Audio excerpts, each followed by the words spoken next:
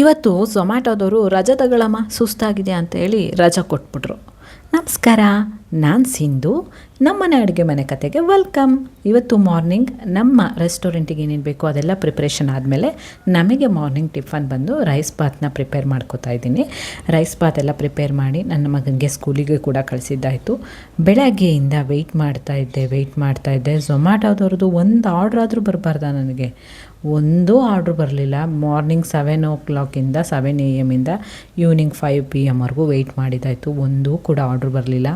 ನೋಡಿ, ಬಿಗಿನರ್ಸ್ದು ಜೀವನ ಹಿಂಗೂ ಇರುತ್ತೆ. ನೀವು ಮಾಡಿಟ್ಕೊಂಡು ಕಾಯ್ತಾ ಇರೋದೇ ಆಗುತ್ತೆ.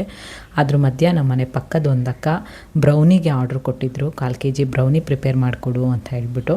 ಸೊ ಇದಾದರೂ ಮುಗಿಸೋಣ ಅಂತ ಹೇಳಿ ಸಕ್ಸಸ್ಫುಲ್ಲಾಗಿ ಬ್ರೌನಿನ ಮಾಡಿದ್ದಾಯಿತು. ಬ್ರೌನಿ ಮಾತ್ರ ತುಂಬ ಚೆನ್ನಾಗಿ ಬಂದಿತ್ತು. ಅವ್ರು ಕೇಳಿದರು ವೀಟ್ ಫ್ಲೋರ್ನ ಹಾಕಿ ಮಾಡಿಕೊಡು ಅಂತ ಹೇಳ್ಬಿಟ್ಟು. ಸೊ ಹಾಗಾಗಿ ವೀಟ್ ಫ್ಲೋರ್ನೇ ಹಾಕಿ ಅವ್ರು ಹೇಳ್ದಂಗೆ ಕಸ್ಟಮೈಸ್ ಮಾಡಿ ಚಾಕೋ ಚಿಪ್ಸು, ಡ್ರೈ ಫ್ರೂಟ್ಸು ಎಲ್ಲದಿಂದ ಡೆಕೋರೇಟ್ ಮಾಡಿ ಮಾಡಿಕೊಟ್ಟಿದ್ದಾಯಿತು. ನಿಮ್ಗೇನಾರು ಆರ್ಡರ್ ಇತ್ತು ಅಂದರೆ ಪ್ಲೀಸ್ ಮಾಡಿಕೊಡಿ. ಇವತ್ತಿಗೆ ಇಷ್ಟೇ, ಮತ್ತೆ ಸಿಗ್ತೀನಿ. ಬಾಯ್.